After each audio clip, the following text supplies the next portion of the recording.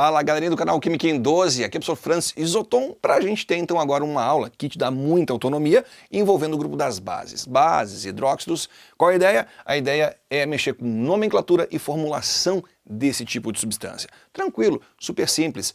Nesse playlist você tem sobre os ácidos e agora chegou a vez das bases. É difícil? Não é? Vem comigo. Galerinha, olha só, eu separei aqui duas colunas de bases para a gente poder fazer assim a nomenclatura das mesmas, né? Essa primeira coluna tem uma diferença em relação à segunda e eu vou te mostrar ao longo da aula. Como que eu monto então ali a nomenclatura de um hidróxido? Simples demais, quer ver? Como ela é uma base, né, libera-hidroxila e meio aquoso, teoria ali de Arrhenius, você tem a nomenclatura dela da seguinte maneira, sempre começando com o termo hidróxido, tá? Base ou hidróxido, que é um composto que tem e libera hidroxila. Faz todo sentido, né? Hidróxido. Hidróxido de quem? O elemento aqui à tua esquerda, o cátion ali conectado à hidroxila, é o sódio. Simples. Hidróxido de sódio. Hidróxido de sódio. Francis, é só isso? É. Não tem que falar que é o monohidróxido? Não tem. Não tem outra base que tenha sódio, então não há por que complicar na hora da nomenclatura. Certo? Concorda comigo, né?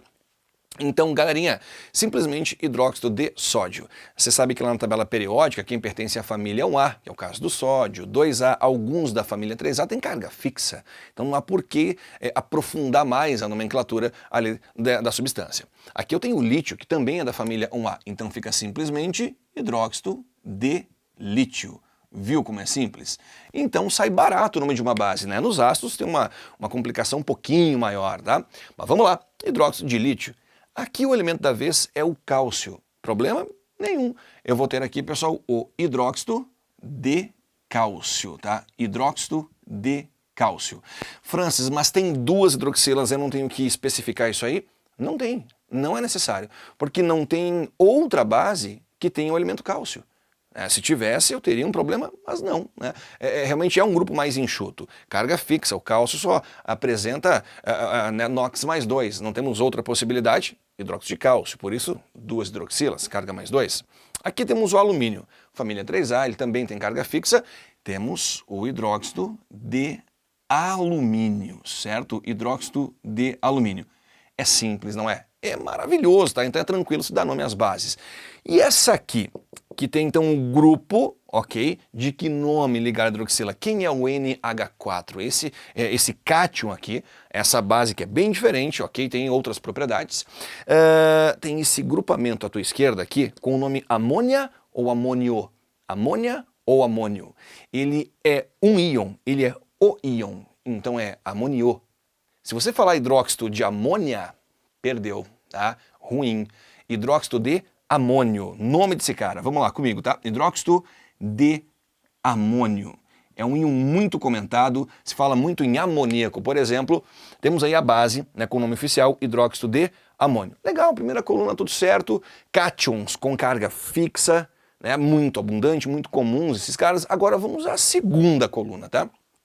Aqui o detalhe, pessoal, é que eu estou mexendo com alguns elementos, tá, que tem carga variável. Né? Temos aqui cobre, ferro, que pertence ao grupo B, são metais de transição. Né? Temos o chumbo, daí que pertence já a outro grupo, mas, galera, são elementos com carga variável e o cuidado tem que ser maior. Por quê? Porque, por exemplo, cobre, ferro e chumbo, eles têm duas cargas possíveis, um NOx variável, então eu tenho mais de uma possibilidade de base nessa hora. Tá? O nome tem que, ok, levar isso em consideração. Vamos lá, como é que ficaria? Por exemplo, se aqui tem uma hidroxila, essa é uma monobase, como você já viu em outra aula, você tem aqui então o cobre com carga mais 1. Carga mais 1, então o nome dele a princípio, né, vai ser hidróxido de cobre, certo? Hidróxido de cobre. Simples assim, simples, né? Ou hidróxido de cobre 1. Né, se a pessoa quer citar a carga elétrica do cobre. Mas o 1 ele é sempre opcional, né, é algo opcional. Beleza? Agora temos essa possibilidade aqui, hidróxido de cobre 2. Eu preciso informar a carga elétrica do meu cátion na hora da nomenclatura, porque se eu falo hidróxido de cobre, a galera vai entender o primeiro e não vai dar bola para o segundo. Então preciso especificar. Tá? Só que tem uma outra questão, uma outra forma de nomenclatura, que é usando sufixos, né? Ico e oso, ico e oso. E fica assim. Dos dois, o cobre 1 é o de menor carga, e quem tem a menor carga termina em oso. Assim já era no ácido E assim está sendo na base. Tá? Menor carga, então, vai terminar em oso. Eu pego o nome lá no latim, que é cuprum, né? O cobre, então, o símbolo Cu, porque o nome lá original dele é cuprum. E você vai ter, então, aqui, pessoal, o hidróxido cuproso. Beleza? Hidróxido cuproso. Oso, porque dos dois ele é de menor carga. O de baixo vai terminar em ico, então eu pego o cuprum e adiciono ico. Eu vou ter aqui o hidróxido cúprico. Hidróxido cúprico. Pronto. Cobre 1 ou cuproso. Cobre 2 ou cúprico. Maravilha? São formas, então, ali alternativas de você ter a nomenclatura de uma base. Seguindo, tá? Seguindo. Agora vem o ferro. O ferro também tem carga variável, um elemento muito importante. E a nomenclatura, então, bem retinha dele, ficaria assim, né? Hidróxido de ferro. Qual é a carga elétrica desse ferro? Simples. Se ele carrega 2 hidroxilas, é porque ali é ferro 2. O número de hidroxilas revela a carga do meu cátion. Percebeu isso? Então você vai ter aqui hidróxido de ferro 2, tá? Hidróxido de ferro 2.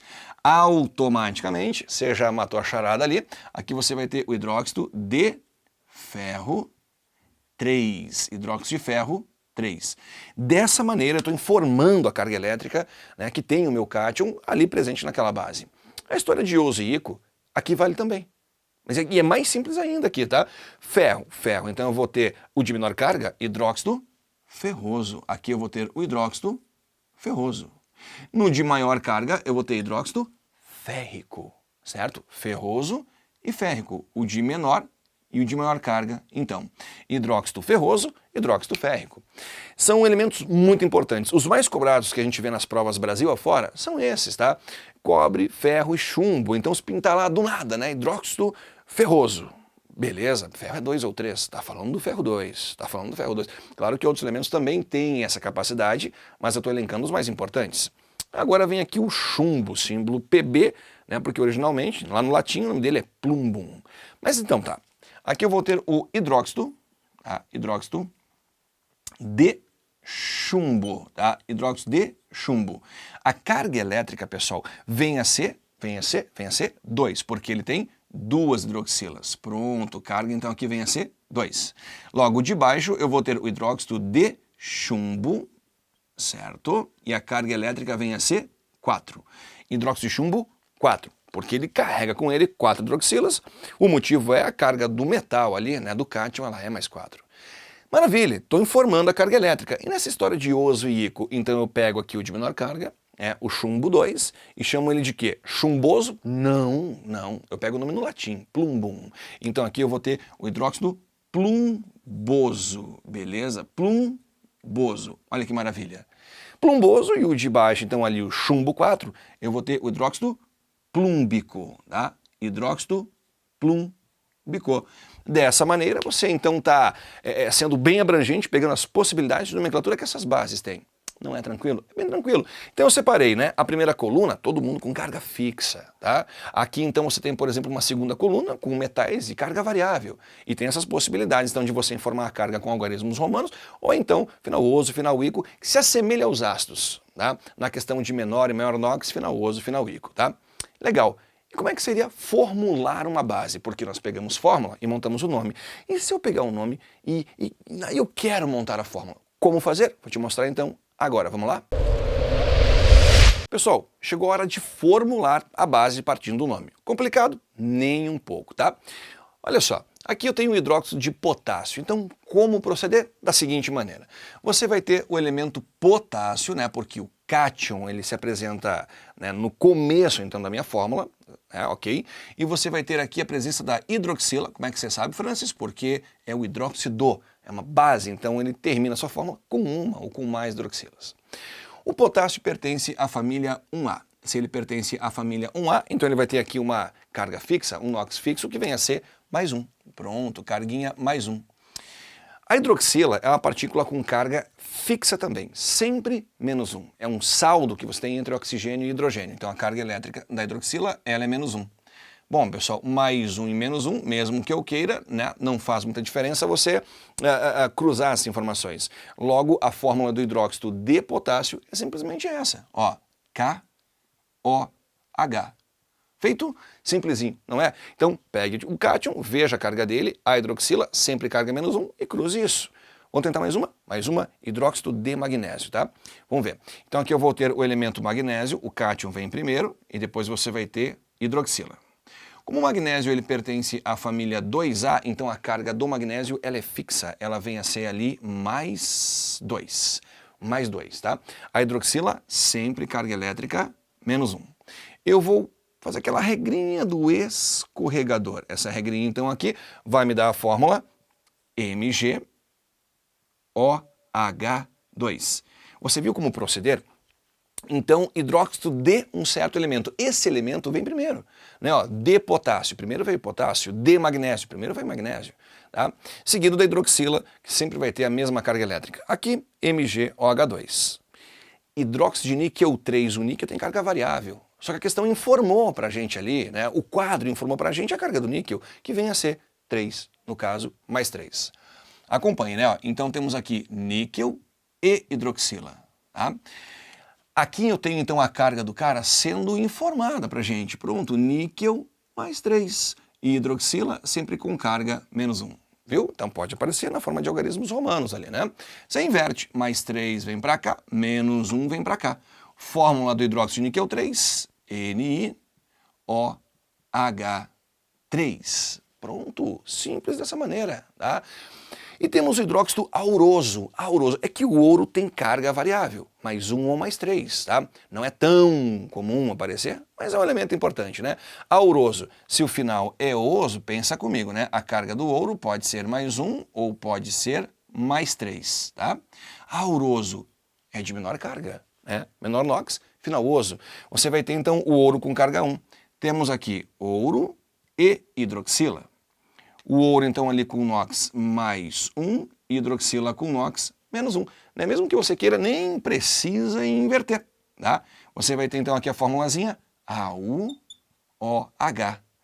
Show, né? Então, nomenclatura e formulação de bases tá dominado. Agora, te inscreve no canal, ativa o sininho e tem mais uma aula aqui sobre bases para você ficar fera no assunto. Galera, até a próxima aula. Tchau, tchau!